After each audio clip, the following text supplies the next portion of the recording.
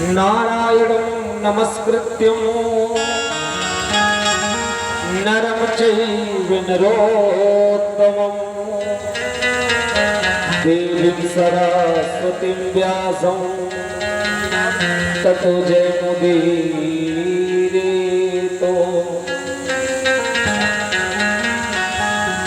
आदरणीय प्रवर श्री सुखदेव महाराज कहते हैं, हे राजा परीक्षित, हमने आपको मनु सतरूपा के पुत्रों का वर्णन करके सुनाया। मनु सतरूपा से, जिनसे ये सारी मानवीय सृष्टि की उत्पत्ति भई, वो मनु सतरूपा, जिनसे 3 कन्या भई और 2 पुत्र। तो हमने आपको 3 कन्याओं का चरित्र सुनाया और उनके एक बड़े बेटे का भी चरित्र सुनाया। महाराज, अब उनके छोटे बेटे का नाम प्रियव्रत था। प्रियव्रत, और प्रियव्रत का मतलब होता है प्रिय यानी अच्छा, व्रत यानी संकल्प। जो अपने जीवन में अच्छा संकल्प लेता है वही प्रियव्रत कहलाता है। बहुत धर्मात्मा धर्मनिष्ठ राजा थे प्रियव्रत। एक दिन प्रियव्रत के मन में ये विचार आया, यदि रात ना होती तो अच्छा होता। लोग रात में सो करके समय नष्ट कर देते हैं। यदि रात ना होती तो बहुत सारे काम लोगों के और होते। तो महाराज, उन्होंने एक ऐसा रथ बनवाया, ज्योतिर्मय रथ का निर्माण करवाया। सूर्य के जैसे प्रकाश निकलता था उस रथ से, और रात्रि के समय उस रथ को लेकर के महाराज आकाश मार्ग से जाते थे। लोगों को रात में लगता था कि सूर्य भगवान निकल आए, रात में उजेला हो जाता था। ब्रह्मा जी ने समझाया, ब्रह्मा के नाती हैं प्रियव्रत, ब्रह्मा के पुत्र मनु, मनु के पुत्र हैं प्रियव्रत। समझाया, बोले बेटा, अमंत्रम क्षरम नास्ति नास्ति मूल मनौषधम अयोग्या मूर्खो नास्ति योजक अस्त्रता दुर्लभ। हे बेटा, इस सृष्टि में जो भी बना है सबका अपना अपना अलग महत्व है। यदि दिन होता है तो रात का होना भी जरूरी है। क्यों? क्योंकि जो संसार के जो विषयी लोग हैं, जो माया में फंसे बैठे, वो रात में सोते हैं। वो लोग रात में सोते हैं, और जो सिद्ध योगी संत होते हैं वो रात में समाधि में मस्त रहते हैं। वो भगवान के ध्यान में मस्त रहते हैं। इसलिए बेटा, जिस तरह से दिन का होना जरूरी है वैसे रात का, ये व्यवस्था मत बिगाड़ो। महाराज, ब्रह्मा जी के समझाने पर प्रियव्रत ने उस रथ को नष्ट कर दिया। इन्हीं प्रियव्रत के वंश में आगे चल के महाराज, इन्हीं प्रियव्रत ने पृथ्वी के 7 द्वीप महाराज और 7 सागरों की संरक्षणा किया। इन्हीं प्रियव्रत ने, अंत में इन्हें बैराग हो गया और अपने एक एक पुत्रों को एक एक द्वीप का अधिपति बना दिया इन्होंने। तो सबसे पहला द्वीप था जम्बूद्वीप, जिसके अधिपति बने महाराज आग्नीद। आग्नीद के 9 बेटा हुए, जिन्होंने पूर्व चिति नाम की अप्सरा से विवाह किया। इन्होंने जम्बूद्वीप में 9 खंड करके अपने 9 पुत्रों में बंटवारा कर दिया। सबसे पहला खंड अजनाव खंड था। महाराज, अपने इस देश का नाम पहले अजनाव खंड था। अपने इस भारत का नाम पहले अजनाव खंड था। ये भारत कैसे पड़ा? तो अपने इस देश में 3 महाप्रतापी भरत हुए। 3 भरत, शकुंतला के भरत, राजा दशरथ जी के भरत और एक ऋषभ देव के भरत। इस धरती में 3 ऐसे महान भरत हुए जिसके कारण इस भूमि का नाम भारत पड़ा। बोल भारत माता की जय। महाराज अजनाब खंड जो ये भारत देश है, जिसके अधिपति महाराज नाभि बने और इन्होंने मेरु देवी से विवाह करके पुत्रेष्टि यज्ञ किया। इनसे कोई संतान नहीं हो रही थी, इन्होंने पुत्रेष्टि यज्ञ किया और महाराज उस यज्ञ में भगवान प्रसन्न होकर के कहते हैं क्या चाहिए। भगवान ने ब्राह्मणों से कहा, जो यज्ञ करता थे उनसे पूछा, ये बताइए राजा क्या चाहते हैं। किंचाय राजर्षि परात्म कामा प्रजां भवादि दृश्य समायदाः। ब्राह्मणों ने बताया कि महाराज नाभि चाहते हैं प्रभु कि आपके जैसा पुत्र हो, आपके जैसा पुत्र चाहते हैं महाराज नाभि। भगवान ने एव मस्तु, और महाराज इसी फलस्वरूप स्वयं भगवान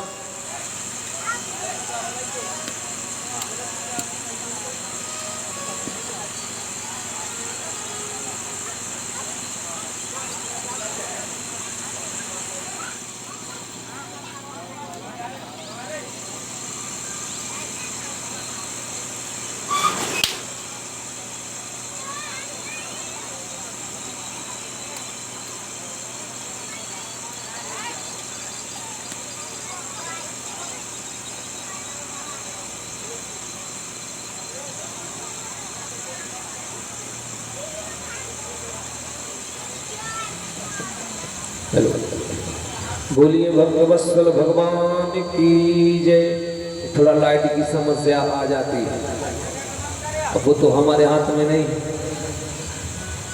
तो महाराज नाभि के यहाँ भगवान नारायण ने अंश रूप में अवतार लिया और नाम पड़ा ऋषभ देव। बोल ऋषभ भगवान की जय। महाराज इन्हीं ऋषभ देव के 100 बेटा भाई। कितने बेटा? 100। सबसे बड़े बेटे का नाम भरत। क्या पड़ा? सबसे बड़े बेटे का नाम भरत था। ऋषभ भगवान के अवतार हैं ऋषभ देव, और इन्हीं ऋषभ से जैन धर्म की उत्पत्ति भई। जो जैन होते हैं ना, जैन आप लोगों ने सुना होगा, शहरों में मिलेंगे जैन, तो इनकी उत्पत्ति ऋषभ देव से भई महाराज, ये जैनों की। तो इनके 100 पुत्र हुए ऋषभ भगवान के। तो जब ऋषभ भगवान वन की ओर जाने लगे, गृहस्थ का त्याग करके अपने समस्त पुत्रों को बैठाया, सभी पुत्रों को अपने बैठाया और बैठा करके पूछने लगे, ए बेटा अब हम जाने वाले हैं, जाने से पहले कुछ कहना चाहते हैं। सारे पुत्र सामने बैठे, बोले बोलिए पिताजी क्या आदेश है। तो ऋषभ भगवान ने कहा, बेटा बस मैं ये जानना चाहता हूं कि ये बताओ भगवान ने हमें मनुष्य क्यों बनाया, हम मनुष्य बन के क्यों आए। महाराज पुत्रों ने अपने विवेक अनुसार जवाब दिया। कोई कहने लगा, पिताजी ये संसार का सुख भोगने के लिए भगवान ने हमें मानव बनाया। किसी ने कहा नाना प्रकार के व्यंजन प्राप्त करने के लिए भगवान ने मानव बनाया। किसी ने कहा संगीत इत्यादि का सुख प्राप्त करने के लिए भगवान ने मानव बनाया। महाराज जब ऋषभ भगवान ने सुना अपने पुत्रों के इन शब्दावली को, तो कहने लगे, नहीं बेटा, नायम देहो देह भाजम इंद्रलोके कष्टान कामान रहते विभंग भुजाम ये तपो दिव्यम पुत्र का येन सत्वं शुद्धये दशमाद ब्रह्म सौखम तन्वतम। ऋषभ देव ने कहा, बेटा सुनो, जिसकी बुद्धि इस संसार तक सीमित रहती है वो पशुवत है, वो पशु के समान है। हे बेटा, ये क्षणिक सुख है, संसार से मिलने वाला क्षणिक सुख, कम समय का। यदि कहीं परम आनंद है तो मात्र परमात्मा में है। यदि कहीं परम आनंद है तो प्रभु के द्वारा वो प्राप्त होता है। ये संसार से परम आनंद नहीं मिलता। हे बेटा, महत्सेवं द्वार महुर्मुक्तेस्तु मोदारं योषितां संग संगम संत संगम यतत्र दाहु। बेटा, इस संसार में भगवान ने हमें ये संसार का सुख भोगने के लिए मानव नहीं बनाया। ये मनुष्य का तन भोग योनि नहीं है, भोगने के लिए नहीं मिला। मानसो देहो देहिना नाम क्षण भंगुरा तत्रपि दुर्लभे मन्ने वैकुंठ प्रिय दर्शनम। दोबारा ये शरीर मिलने वाला नहीं है। 84 लाख योनियों में न जाने क्या क्या बने हम, तब जाकर के गऊ बनने के बाद मनुष्य बने हैं हम। और ये मानव बनने का अंतिम मौका है, भगवान को जान लो। यदि मनुष्य बन के भगवान को न जान पाए तो फिर किसी भी योनि में भगवान को नहीं जान सकते। इसलिए बेटा, मानव बनने का मात्र उद्देश्य है भगवत प्राप्ति, भगवान को प्राप्त कर लेना। क्योंकि मनुष्य ही भगवान को प्राप्त कर सकता है। बड़े भाग मानुष तन पावा। बहुत भाग्यशाली हो जो मानव का तन मिला। इसे पाने के लिए देवता भी तरसते हैं इस मनुष्य के शरीर को। तो कोई ना कोई खासियत तो होगी ना इस मानव के शरीर में। हे बेटा, ये संसार में जो दो रस्सियां हैं, अहमता की और ममता की, यही हमारे जकड़े रखती है। हमेशा इसी में फंसे रहते हैं। इस नाशवान संसार को ही अपना समझ बैठे। और इस संसार में ऐसा कोई नहीं जो पूर्ण रूप से सुखी हो, जो अपने सीने में हाथ ठोक के ये कह सके कि मैं पूर्ण रूप से सुखी हूं। ऐसा कोई नहीं है कि कोई तन दुखी, कोई मन दुखी, कोई धन बिन रहता उदास, कि थोड़े थोड़े सब दुखी, सुखी राम के दास। तो इस संसार में ऐसा कोई नहीं महाराज जिसको कोई ना कोई दुख ना हो। कोई तन से दुखी है, कोई धन से दुखी है, और तन धन सब है तो मन ही से दुखी है वो। लाखों करोड़ों रुपया महाराज हमारे पास है, हमारे बैंक में, परंतु डॉक्टर ने कह दिया कि दलिया के अलावा कछु नहीं खा सकते। तो वो पैसा हमारे किस काम का? सब व्यर्थ है, वो हमारे किसी काम का नहीं है। इसलिए हे बेटा, संसार का ये सांसारिक सुख भोगने के लिए भगवान ने मानव नहीं बनाया। जो व्यक्ति संसार तक ही फंसा रहता है, ये संसार तक ही सीमित रहता है, वो पशु के समान है। वो पशु के समान है। क्यों? क्योंकि ये संसार ही नाशवान है। और महाराज, नाशवान वस्तुओं से प्रेम करोगे तो कोई फायदा होने वाला नहीं है, नुकसान किसी का। और ये मोह जो होता है बेटा, यही हमारे बंधन का कारण होता है। यही जो है हमारे बंधन का कारण होता है। इस संसार को जितना आप अपना समझोगे उतनी ही तकलीफ आपको मिलेगी। याद रखो, जितना आप यहाँ के लोगों को अपना समझोगे उतना ही आपको तकलीफ मिलेगी। ये शास्त्र कह रहे हैं, हम नहीं कह रहे। भक्ति हो तो मीरा के जैसे, भक्ति हो तो मीरा के जैसे। मीरा में वो भाव था। महाराज, मीरा ने तो भगवान को अपना पति मान लिया था, भगवान को अपना पति बना लिया था। लोगों ने कहा मीरा लोग भगवान को पूजते हैं, भगवान को भगवान मान के पूजते हैं और तुम उन्हें पति मानती हो। बोले बेटा ये गलत बात है। तो मीरा ने बुजुर्गों को समझाया। मीरा ने कहा हमने भगवान को पति इसलिए माना है क्योंकि ये पूछो तो अंतिम में अगर हमारा कोई अपना है तो वो भगवान ही है। यदि कोई हमारा सच्चा साथी है तो वो भगवान ही है। मीरा ने क्या जवाब दिया था? इसलिए मैंने उस श्याम सुंदर को दूल्हा बनाया। क्यों? कि ऐसे वर को क्या वरूं जो जन्मे मर जाए, बरबरिए गोपाल को जम जीवन सफल हो जाए। तो मीरा ने यही जवाब दिया था, मैंने भगवान को इसलिए पति बनाया कि न वो कभी मरेगा न मैं कभी विधवा होंगी, न वो कभी मरेगा और न मैं कभी विधवा होंगी, इसलिए मैंने उसे ही अपना पति बना लिया।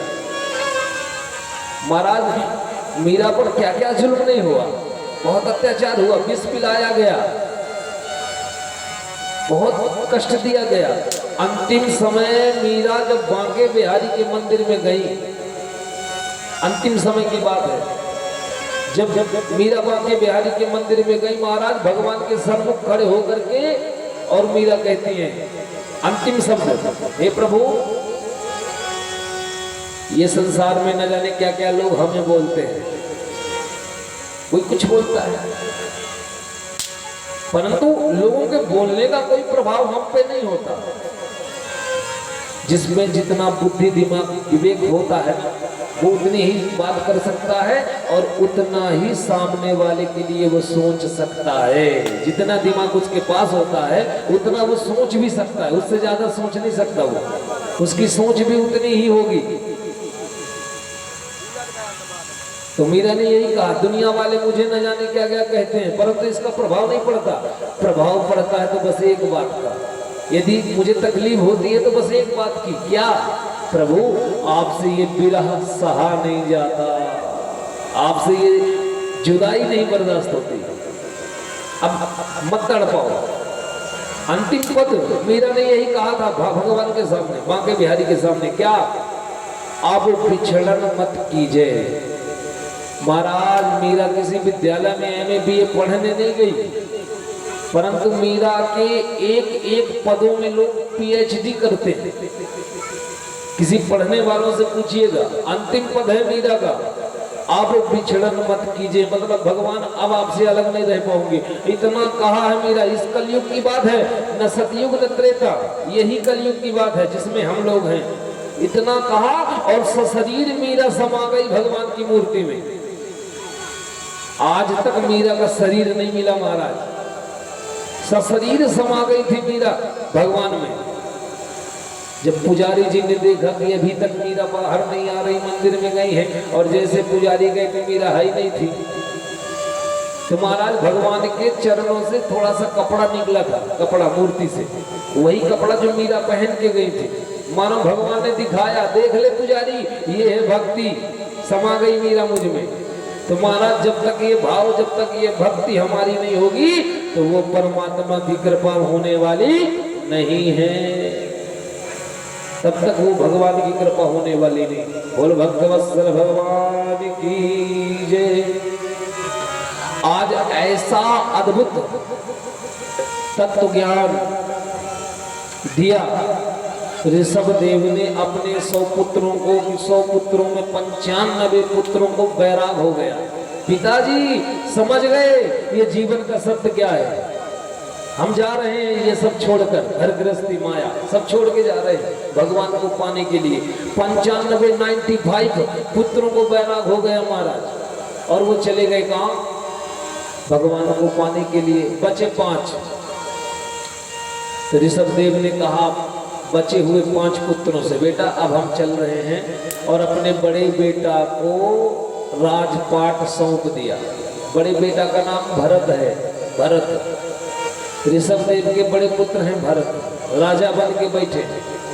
महाराज बहुत दिनों बाद भरत जी के मन में ये विचार आया, बताओ हमारे पिता, हमारे भाई वैराग्य को प्राप्त हो करके भगवान को पाने के लिए चले गए, एक हम फंसे बैठे इस माया में। महाराज भरत जी को अचानक वैराग हो गया। भरत जी ने अपने पुत्र को बुलाया और उसे गद्दी पे बैठाया। पत्नी, पुत्र, राजपाट सब कुछ त्याग करके भरत जी चले भगवान को पाने के लिए। भरत जी चले भगवान को पाने के लिए। गुणन्नसायस्य तानम् नासायस्ति पितानसा अस्याजन्मेन सायस्ततो दैवं न तस्मात्र पश्चितः। ऋषभदेव के पुत्र भरत आज वैराग्य को प्राप्त हो करके भगवान को पाने के लिए वन की ओर निकल गए। सब कुछ त्याग के राजा संत बन के भगवान को पाने के लिए वन की ओर चले। महाराज एक सरोवर के किनारे एक कुटी बनाई। कुटी, श्री सुखदेव भगवान कहते हैं राजा परीक्षित, एक सरोवर के किनारे एक कुटी बनाया और उस कुटी पे रहने लगे, भगवान की माला जपने लगे। 12 घंटा भगवान के नाम की माला जपते थे। कितने घंटे? 12 घंटे। एक दिन सरोवर में, तालाब में प्रवेश करके सूर्य नारायण को अर्घ दे रहे थे। उसी समय क्या देखा? एक हिरण, एक गर्भवती हिरण को एक सिंह, शेर मारने के लिए महाराज उसका पीछा कर रहा था। वो गर्भवती हिरण उसी तालाब में छलांग लगा देती है। भरत जी देख रहे थे, उसी तालाब में छलांग लगा देती है। महाराज हिरण तो मर गई, परंतु उससे एक बच्चे ने जन्म लिया। उस हिरण से एक बच्चे ने जन्म लिया और वो पानी में बहने लगा। भरत जी ने उस बच्चे को जल से बाहर निकाला और उसे अपनी कुटी में ले गए, कपड़े से पोंछे। महाराज जो राजा पत्नी पुत्र सब कुछ त्याग करके भगवान को पाने के लिए आया, वो फंस गया हिरण के बच्चे में। ये माया भी बड़ी प्रबल है, बड़ी ठगनी है ये माया। हाँ, किसी को नहीं छोड़ती। फंस गए ऋषभदेव के पुत्र भरत उस हिरण के बच्चे में।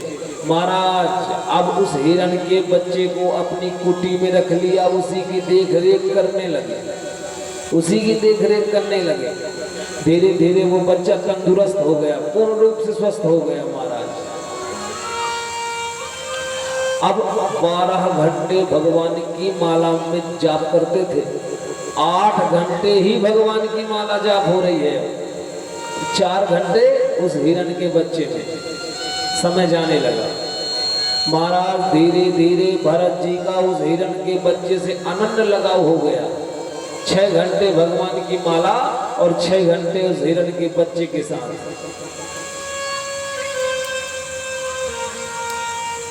जो राजा सब कुछ त्याग के भगवान को पाने के लिए आया, वो फंस गया हिरण के बच्चे में। ये भागवत जी की कथा हम आपको सुना रहे हैं, ध्यान से सुनिए।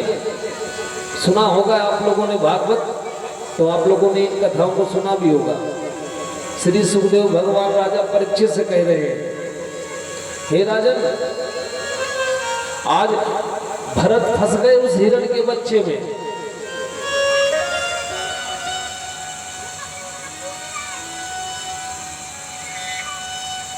एक दिन भरत जी समिधा लेने गए, लकड़ी लेने गए।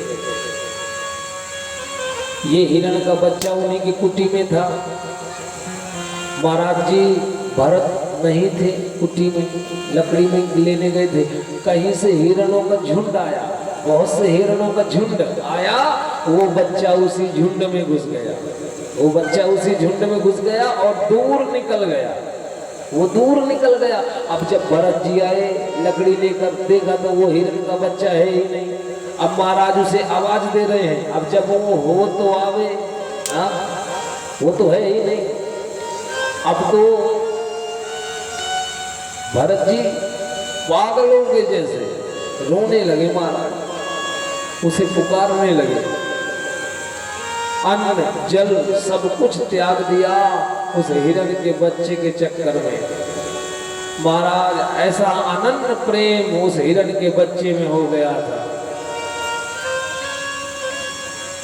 रोते रहे और एक दिन उस हिरण के बच्चे को याद करते करते भरत जी ने अपने शरीर को छोड़ दिया।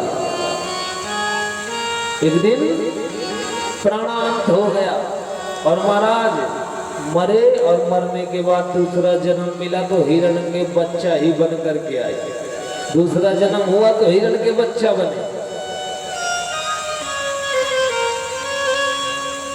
कि एक मृगा के संग ते, ध्यान से सुनिए, कि एक मृगा के संग ते धरी भरत मृग दे,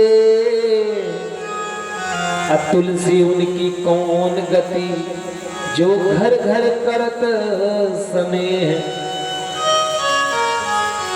एक मृगा के संग ते भरत धरी मृग दे, एक मृग के चक्कर में पड़ गए। जो राजा पत्नी पुत्र राजपाट सब कुछ त्याग के भगवान को पाने के लिए जंगल गया, वो एक हिरण के बच्चे में फंस करके महाराज आज हिरण बन गया।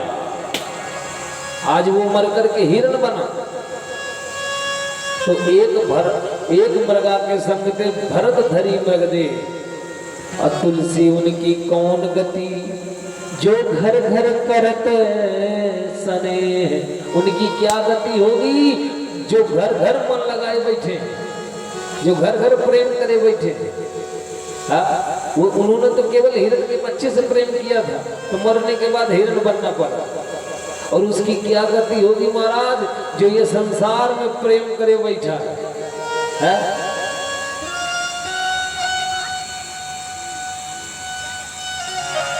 बोल भक्त वत्सल भगवान की जय।